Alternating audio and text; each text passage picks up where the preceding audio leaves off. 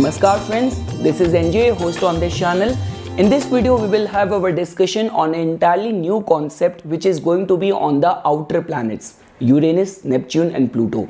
Because I have already uploaded this introduction video on the significance of the outer planets on my Hindi channel. Now I was thinking about starting to upload the placement of outer planets in different houses, but then I realized that I have not even talked about the outer planets, their significance, their connection with Vedic astrology on my English channel. So it's important that first I should upload an introduction video of their importance in our lives. So guys, one thing which I want to make clear before we will start our discussion on the topic of outer planets, you have to understand that when we talk about different fields of mystic sciences, they all indicate in the same direction. They all are the study of understanding the planetary influence, planetary vibrations and energies in your personality, in your life. Like I mean to say, in real time, like in my life, if I were to say Mars is a very strong and important planet in my chart, in my astrological chart. If I were to share my important numerological numbers, so my life path number, destiny number, heart number, ultimate number, a lot of my numbers have the, like they are number 9 only. So, and if I were to see the planetary vibrations of the same planet in my palm, so I can find a sync of that as well. So I mean to say, it will never be a case that different fields are going to point in a different direction. And at the same time, why I'm bringing this thing to your notice is that many times I've seen that many Vedic astrologers completely shut themselves down towards the significance outer planets. So the more informed you will be, the more you will keep yourself open to different fields of knowledge, mystic knowledge, the better you will be able to understand the planetary influence in someone's life. Now whether it's about doing a personality analysis or whether it's about predicting events for a person, you will be able to do that in a more efficient way. So okay guys, now if you have to understand the category of the planets, let's say for example, just because a lot of work on the outer planets has been done by the Western astrologers only, so they generally classify the planets in 3 categories. Like I mean to say, the first category can be understood as the category of the personal planets, in which Mercury, Venus, and you can also place Mars over there. So Mercury, Venus, Mars can be placed as the personal planets. We are not including right now in this classification Sun, Moon, the luminaries, and Rahu and Ketu. So I mean to say, the first category, if you want to make a connection, which I am very soon going to make between the Western astrology and the Vedic astrology, tropical and the sidereal. So I mean to say, first categories of the personal planets where we placed Mercury, Venus and Mars. Now whether in the form of the short time which they take as their stay in one zodiac sign, or whether in the form of their distance from the sun. So the personal planets, we understood their influence, their impact in our life could trigger some event on a shorter span of time. Now the second category of the planets is the impersonal planets, in which you can put Saturn and Jupiter over there. So now just because their stay in one zodiac sign tends to remain for a longer span of time, so they hold the potential to bring something substantial, a lifetime event in your life, to pave foundation of something substantial in your life. Now guys, the third category comes, which is of the transpersonal planets, in which you can place Uranus, Neptune and Pluto. Now guys, one more thing which I want to bring to your attention is that, so friends, just because we have to try to understand these outer planets on a scale, on a parameter of Vedic astrology. So I just forgot to bring this thing to your attention, that I recently read this post where the author has also found some resonance and some mention of outer planets in our holy scriptures as well. Like at the time of the Mahabharata, it has been mentioned. The placement of outer planets has also been mentioned. So the link of this post I have already mentioned in the description of this video. You can see that. So I mean to say, even our Vedic astrologers or our ancient sages and seers, even they somehow realized and included the significance of outer planets in our holy spiritual work as well. So okay guys, now we will start our discussion on understanding these three outer planets. So one by one. Now first we will start with the significance of Uranus. So guys, one way to understand this outer planet Uranus with your existing knowledge, if you want to see the symmetry over there, so you can see and attach the functioning of Uranus with the significance of Rahu in Vedic astrology. Now that's one approach to understand it. Second approach is, if you want to understand, just because these outer planets, they do not have any rulership of any zodiac sign, but if you want to understand which zodiac sign resonates the quality of this planet, so you can connect Aquarius with it. Now coming to the part of understanding its transit. So generally Uranus stays in one sign for 7 years of time.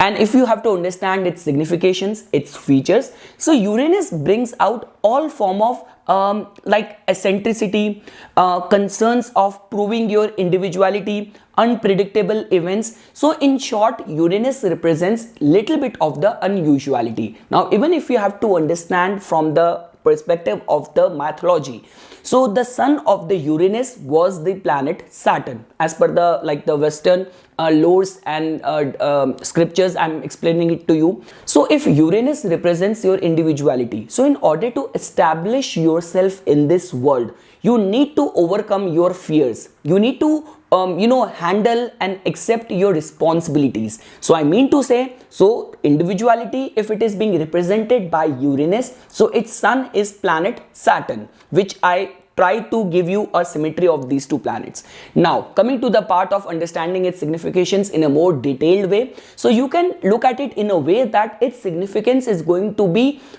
predominant in your chart, in your life, if you will find this planet conjunct with your important planets. Now let's say, for example, if you will have Uranus in someone's ascendant placed in the first house, so now this could be studied in a way that native might have this mindset of presenting himself little bit different, and native's personality might be perceived, native might come across as someone who is little bit unusual. You can also look at it from that ways. Now let's say, for example, if you will find Uranus placed in someone's 10th house of the natal chart, so now this could indicate towards that native might have some unusual, or native might have this strong desire, strong vehement desire to establish himself bit different in the society. So this is how the outer planets impact our lives. I accept that their transit time in one zodiac sign tend to remain bit longer, but you cannot even deny this fact that just because of they stay for such a longer span in one zodiac sign, they have the potential, they have the power to bring something life-changing event in someone's life. Like the way I already mentioned the connection of Mahabharata with the outer planets. So like those kind of events where Devrat took the Bhishma Pratigya. So this kind of a person who was a rightful deserving candidate for the throne, now who suddenly took this vows of celibacy that he is going to remain as a servant to the throne. So I mean to say, when we talk about these kind of sudden life-changing transformational event, there you can actually find the sync or the contribution of these outer planets. So that is something, guys, which you can attach as a significations of Uranus. Now coming to the second outer planet. So the second outer planet is Neptune. The stay of Neptune in one zodiac sign tend to remain for around, let's say, around 14 years of time. If you have to understand Neptune in sync with your existing Vedic knowledge, so you can associate its energies with the zodiac sign of Pisces. You can associate its energies. Now I will not say that you have to attach its significations only with the higher octane of moon or with Ketu. Rather, many Vedic astrologers see the significations of Neptune with as a combined collective energy of moon and Venus.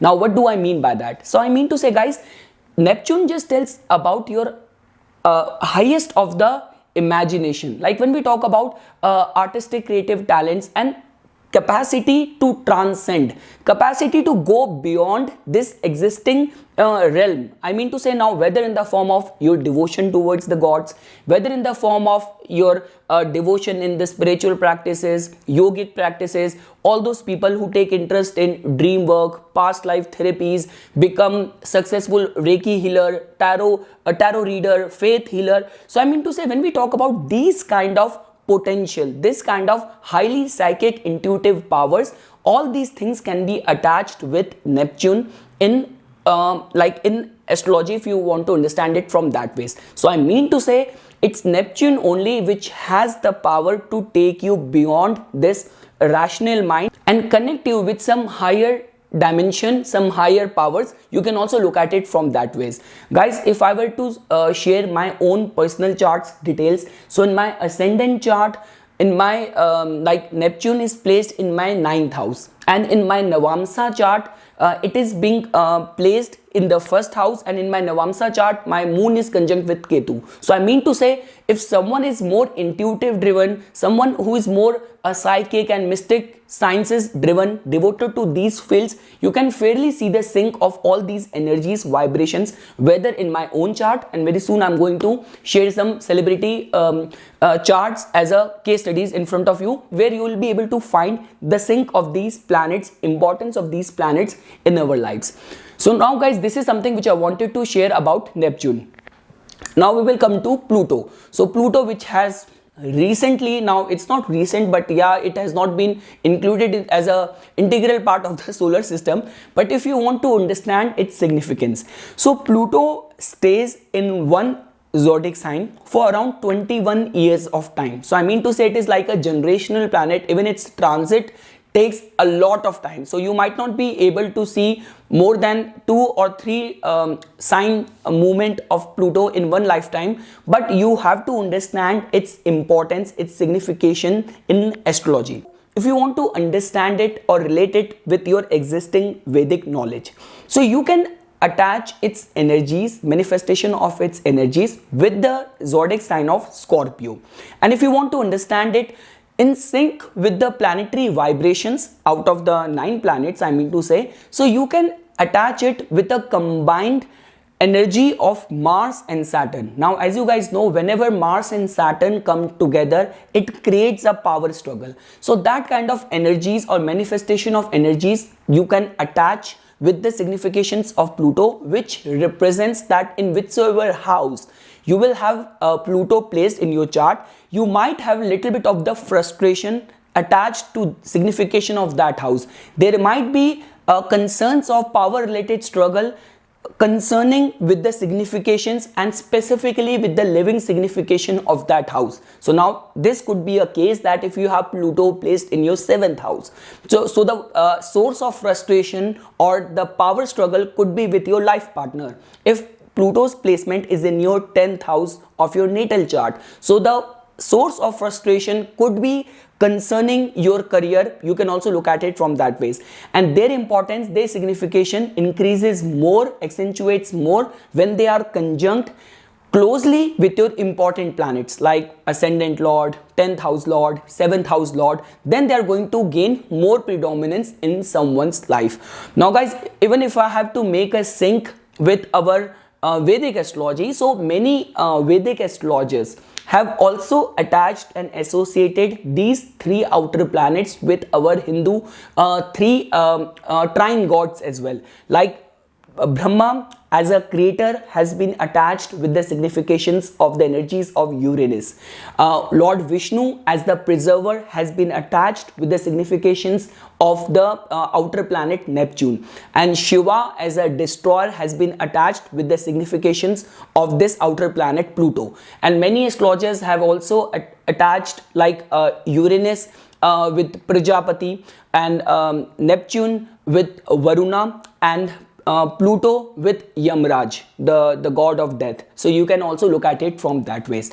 So this is something guys which I wanted to share it with you. I will again say this thing that if you will have, or if you will open yourself, your consciousness with all form of knowledge around you, it is actually going to help you reinforce your existing knowledge rather than making you go haywire or making you confused. So that's one thing which I wanted to say. And before I will sign off from this video, I'm going to share one chart as well, where we will try to understand the importance of these outer planets as we have studied in the life of this celebrity.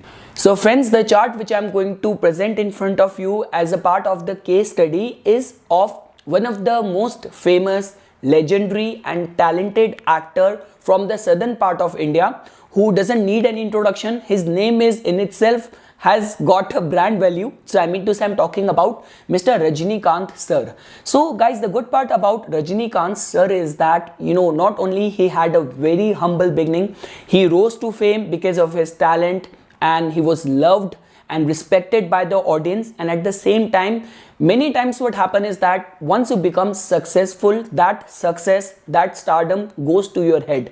But in the case of Rajinikanth sir, it has not distracted him from his righteous path, his devotion to the public, to the masses. And even right now, he's being respected and known not only for his good talents, but at the same time for good humanitarian and philanthropic deeds as well.